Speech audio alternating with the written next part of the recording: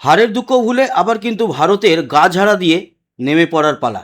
সামনে সেই আয়ারল্যান্ড, যারা কিনা প্রথমবারের জন্য ভারতকে ইন্টারন্যাশনাল কোনো একটা ক্রিকেট ম্যাচে হারিয়েছে, সেটা টেস্টের মধ্যে হোক, ওয়ানডের মধ্যে হোক বা টি-20-র মধ্যে হোক। প্রথম হারটা এলো টি-20-র মাধ্যমে।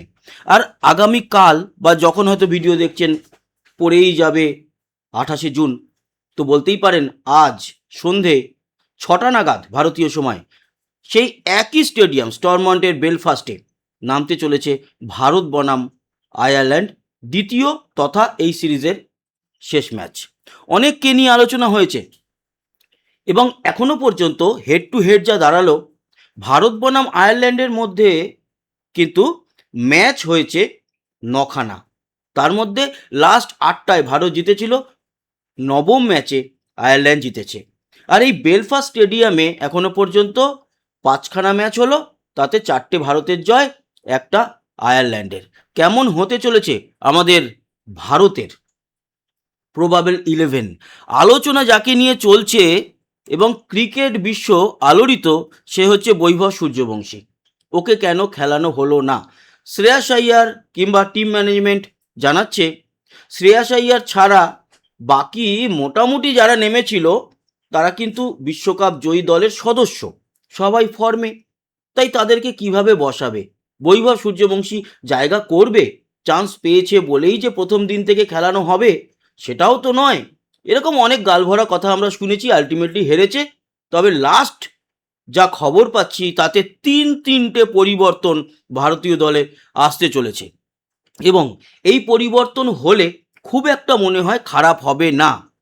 কীরকম হতে চলেছে সেই পরিবর্তনগুলো, আসবো মাঠের আবহাওয়া কীরকম থাকবে। আজকে আর আমরা ওই ভৌগোলিক জায়গা থেকে বা অবস্থান দেখাচ্ছি না, কারণ গত ম্যাচেই দেখিয়ে দিয়েছি একই মাঠে খেলা।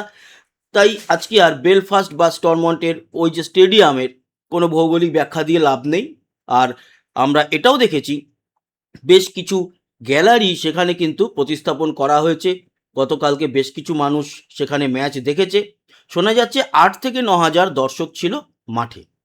যদিও এখনো পর্যন্ত এই গ্রাউন্ডকে স্টেডিয়াম বলা ভুল হবে, চারিদিক থেকে প্রপার গ্যালারি এখনো তৈরি হয়নি। তবে হ্যাঁ, লোকেশনটা অপূর্ব এবং অভূতপূর্ব সুন্দর। আমরা আসবো আমাদের যে প্রবাবেল 11 হতে চলেছে, 3টে পরিবর্তন আসতে পারে বলে শোনা যাচ্ছে, সেই পরিবর্তনগুলো কিসের।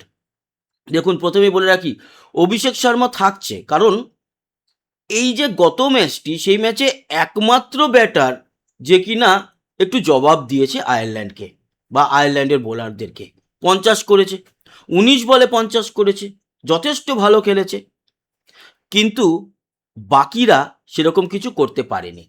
অনেকে বলবে সঞ্জু স্যামসংকে রাখাই হোক। শোনা যাচ্ছে যে বাঁহাতি ডানহাতি কম্বিনেশনে না গিয়ে বৈভব সূর্যবংশীকে অ্যাজ এ ওপেনার কালকে অভিষেক শর্মার সঙ্গে দেখা যেতে পারে, এরকম কথা কিন্তু আমরা শুনতে পেরেছি।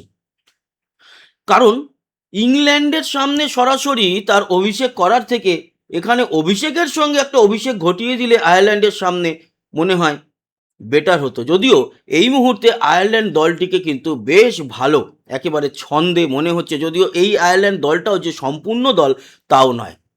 বৈভব সূর্যবংশীকে গতকাল খেলানো উচিত ছিল, খেলায়নি, ঠিক আছে খেলায়নি, কিন্তু আগামীকাল যদি না খেলায় বৈভব সূর্যবংশীকে, তাহলে বলবো টিম ম্যানেজমেন্ট তাদের নিজের মন মতো চলছে। তারা জনগণের সেন্টিমেন্টও বুঝছে না এবং ক্রিকেটের কথা ভেবে কাজ করছে না, বিশেষ করে দীর্ঘ ভবিষ্যতের কথা ভেবে।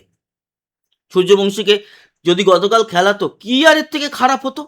তখন যদি হেরে যেত তখন আরও বলতে পারতো যে হ্যাঁ সূর্যবংশী এরা নতুন সব এসছে, পারেনি। আর সূর্যবংশী যদি গতকাল ভালো রান করে দিত। আসলে সমস্যাটা হচ্ছে এই আয়ারল্যান্ডের মাঠের যে পিচগুলো হয় না, খুব বেশি মাঠ নেই, ইন্টারন্যাশনাল আয়ারল্যান্ডের মধ্যে এইটাই বেস্ট মাঠ বা এখানেই খেলা হয়। এখনো পর্যন্ত স্পঞ্জ টাইপের রয়েছে হচ্ছে গিয়ে পিচে। তার জন্য হচ্ছে কি, বল পড়ার পরে একেবারে আমাদের এখানে পাটা উইকেটে যেরকম বল পরেই একেবারে ব্যাটে চলে আসে বা সেই টাইমিংটা সেট হয়ে যায় ব্যাটারদের, সেই টাইমিংটা এখানে হচ্ছে না। সামান্য একটু আগে পরে হয়ে যাচ্ছে, ফলে কি হচ্ছে, বাউন্ডারি পার করতে পারছে না, সব hard hitter batter catch out দিয়ে চলে যাচ্ছে। যদিও সঞ্জু স্যামসাং বলে একেবারে কানায় লেগে ইনসাইড এজ হয়ে উইকেটে লাগে। অভিষেক শর্মা অবশ্য কিছু শট নিয়েছে, টাইমিং ভালো করতে সক্ষম হয়েছে আমাদের শিবম দুবে, কিন্তু তারপর বাকিরা সেই টাইমিং ঠিকঠাক করতে পারেনি। এর জন্য দীর্ঘদিন অভ্যাসও প্রয়োজন হয়, কিন্তু সবারই তো একই ব্যাপার, তাহলে বৈভবের জন্য কেন নয়? তো শোনা যাচ্ছে বৈভব কালকে খেলবে এবং 3 নম্বরে কালকে সঞ্জু স্যামসন নামতে পারে।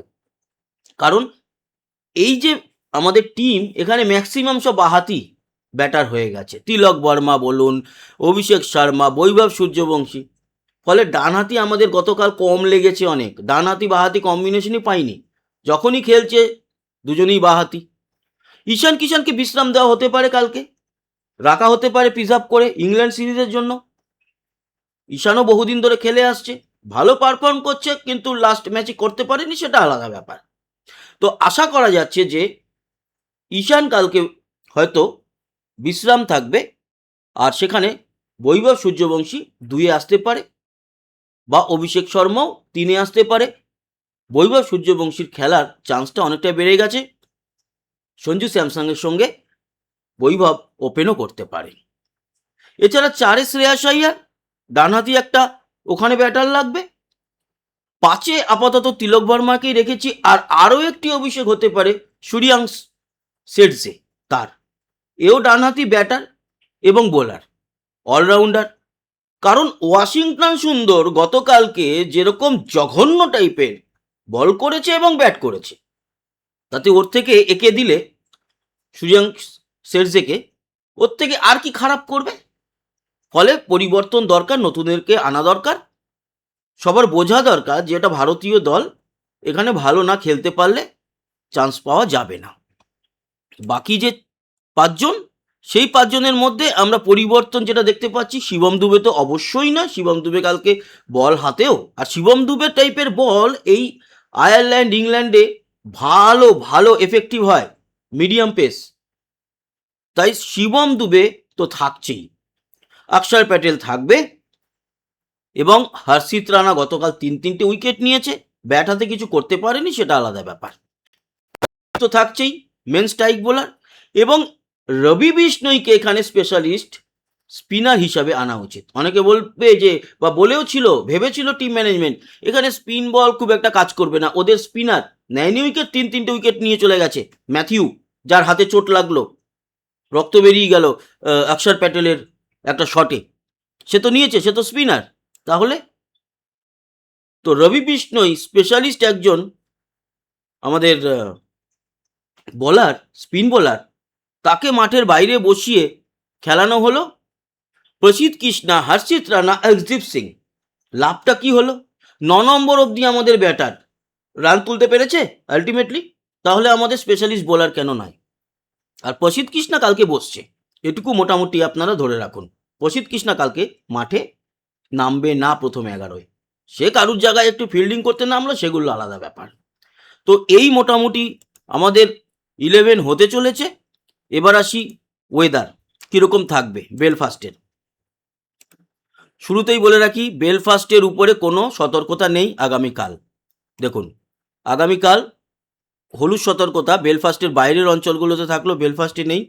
আমরা যদি চলে যাই বায়ুতে, দেখুন আগামীকাল 28 তারিখ, 28 তারিখের আমরা চলে যাব সরাসরি ওই সন্ধ্যে 6টা থেকে খেলা, সেই সময় বেলফাস্টে হাওয়ার গতিবেগ 30 কিলোমিটার গতিবেগে থাকবে। তার মানে উল্টো দিকে শট নিতে বা উল্টো দিকে ফাস্ট বল করতে একটু অসুবিধা হলো।